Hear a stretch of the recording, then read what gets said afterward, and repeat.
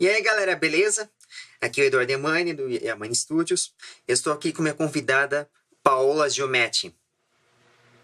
E aí, Edu, tudo bem? E aí, pessoal, como é que vocês estão? Mais uma vez aqui. A Paola, eu já tinha entrevistado ela uma vez, né? Foi do livro anterior, que era O Código da Zag. Você fez recentemente, foi agora O Chamado dos Bisões. E o primeiro livro que ganhou um audiobook foi o projeto Destino do Lobo.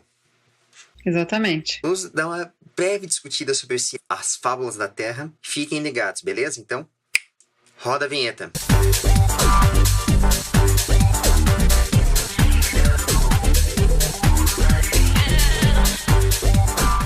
A minha primeira pergunta, como já tinha entrevistado você há um bom tempo, eu gostaria que você contasse um pouco mais sobre a trilogia que você fez até agora, da Fábula da Terra. Desde o seu último livro até o primeiro. O Fábulas da Terra, ele compõe 3 livros que giram em torno de um mesmo universo, que seria a América do Norte. E o primeiro livro, O Destino do Lobo, ele trata da história de como os lobos foram domesticados por volta de 18 mil anos, né? 14 a 18 mil anos. E trata quem, na verdade, participa da história é uma alcateia, né, de lobos. E essa alcateia parte para uma jornada para tentar entender qual é o papel do homem na domesticação do lobo, né? Então é mais ou menos por aí a história. Já o Código das Águias, ele vai tratar a história de uma águia que é muito jovem, ela acaba de aprender a voar e já é capturada por uma tribo indígena. E com isso, a águia ela tenta entender qual é o papel dela naquela tribo, uma vez que eles passam a treinar ela a ser uma caçadora. Então, ao mesmo tempo, conta um pouco, claro, de uma forma poética, né? Com uma liberdade poética, que fala como seria a falcoaria. Mas a gente sabe que a falcoaria começou, né, ali pelo Egito e tal. Só que, na verdade, a ideia ali era fazer um paralelo, né, sobre o que você está disposto a abdicar em prol de alguém, né? Então, você está disposto a abdicar da sua liberdade em prol de algo maior? Então, seria esse um questionamento que é feito no livro, né? Então, o livro é narrado muito pelas águias. As águias contam a visão delas, que elas têm, sobre o fato de serem aprisionadas para cuidar de uma família, que para elas simboliza o ninho. Então é mais ou menos por aí. Já o Chamado dos Bisões, ele trata a história de um filhote de bisão que se perde na primeira jornada migratória. E com isso ela passa a seguir os rastros dos bisões para conseguir encontrar a manada. Aí o livro ele faz muito a questão da reflexão de que é importante a gente deixar para trás coisas que não servem mais para a gente.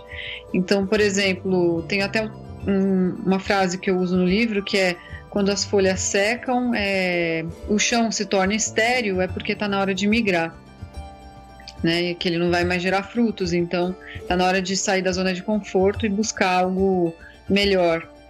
E é mais ou menos por aí. Então, no Fábulas da Terra é uma trilogia que aborda 3 espécies e tem vários crossovers, né, nos livros. Tem alguns crossovers que ligam um livro no outro. Então, não importa a ordem com que você lê, as histórias elas estão todas ligadas. Você pode começar lendo pelo Chamado dos Bisões, depois o da Águia, depois o Lobo, por exemplo. Sim, uma coisa que eu me lembro na palestra e chegamos até a conversar e tudo, é a questão desses crossovers, né? Eu cheguei a ver alguns pontos.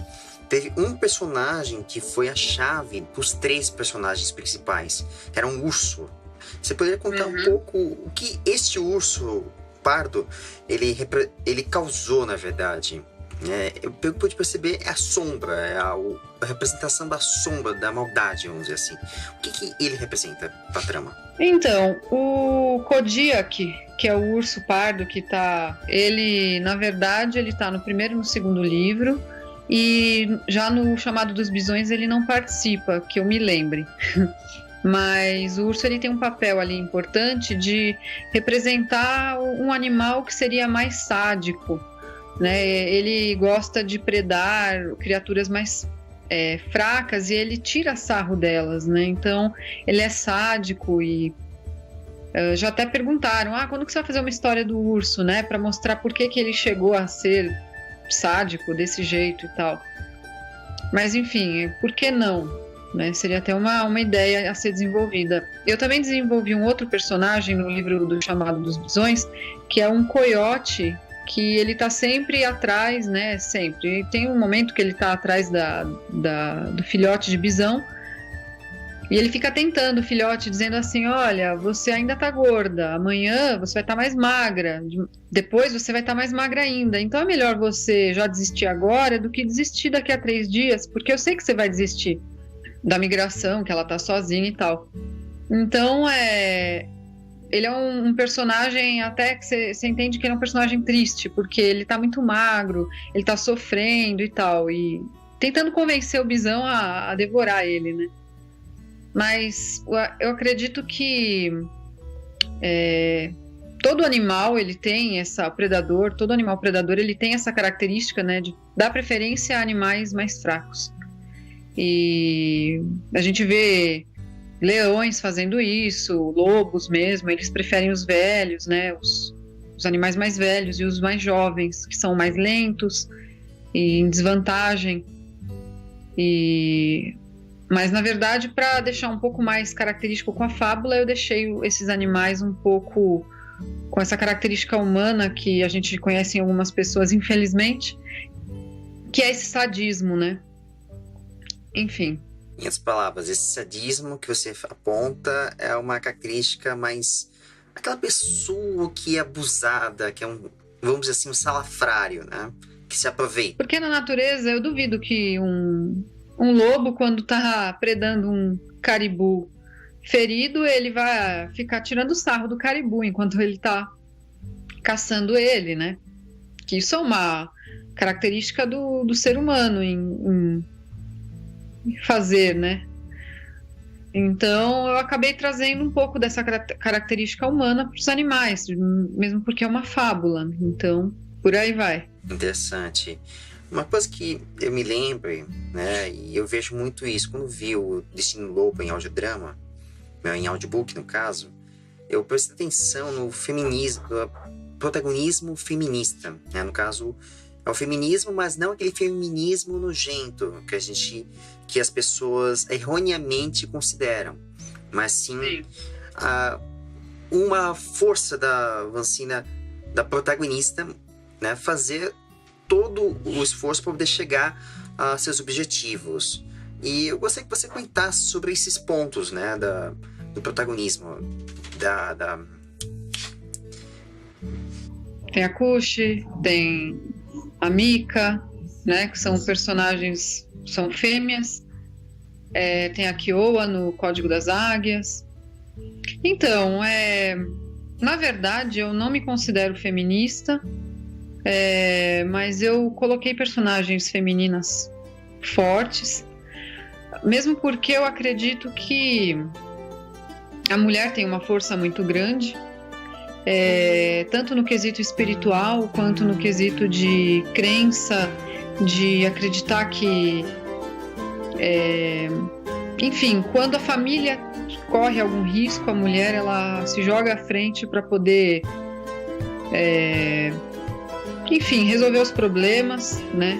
Eu vejo dessa forma, mesmo porque na minha família a gente passou muitas dificuldades e a minha mãe sempre foi a loba alfa guerreira que se jogava na frente de tudo para defender os filhos.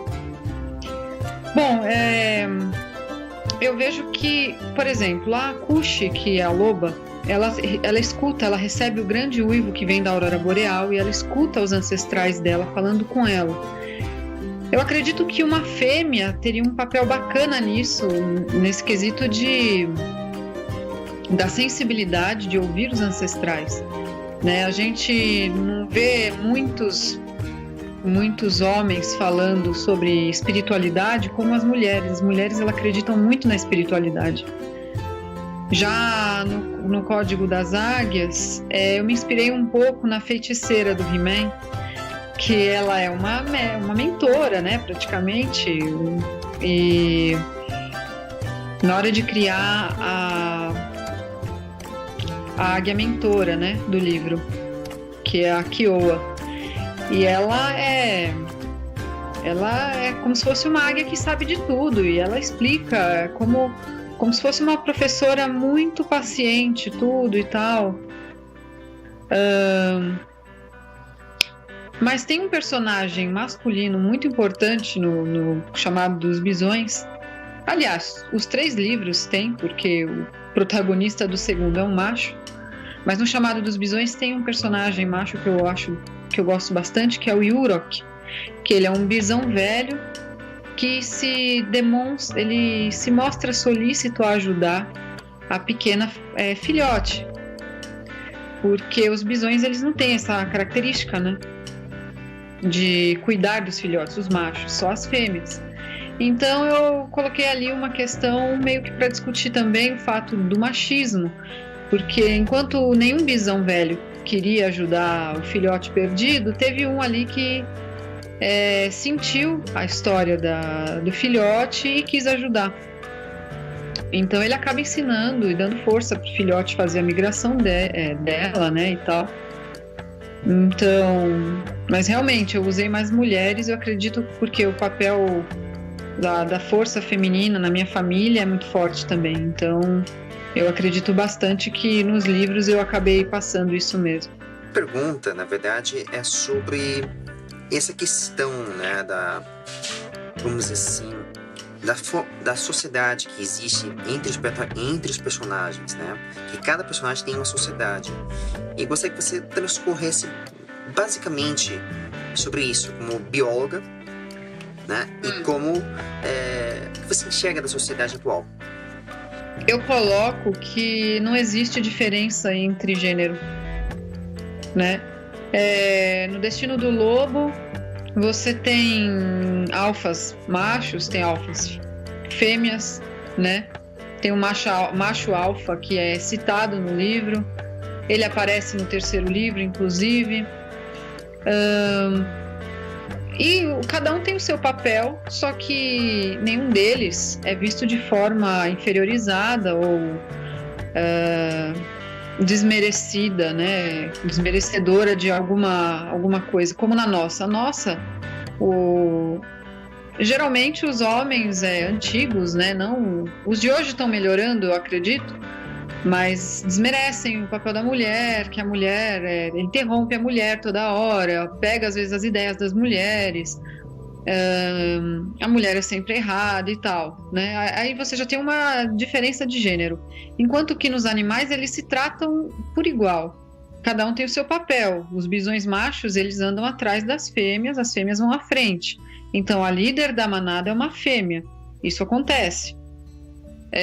Mas eles não se misturam muito. Isso é uma questão machista da natureza. A natureza não pensa no que é diferença de gênero dessa forma, né? É o que é usual, funcional e é importante para a sobrevivência. Provavelmente na vida, os machos atrás, na retaguarda, eles tiveram mais sucesso migrando dessa forma, porque os machos, eles são maiores, eles podem proteger as fêmeas que estão prenhes, que vão à frente, né? Então, não existe essa diferença, né? De quem é melhor, quem é pior e tal. Mas, infelizmente, a gente convive com até hoje. Existe um respeito ali para cada gênero nos meus livros. E acho que é assim que as coisas deveriam ser. Essa é a minha opinião, né? De que tudo deveria ser tratado para o mesmo gênero. Não deveria haver coisas só para homens e só para mulheres, porque isso já cria uma desigualdade, né? E já exclui um de uma atividade de outro.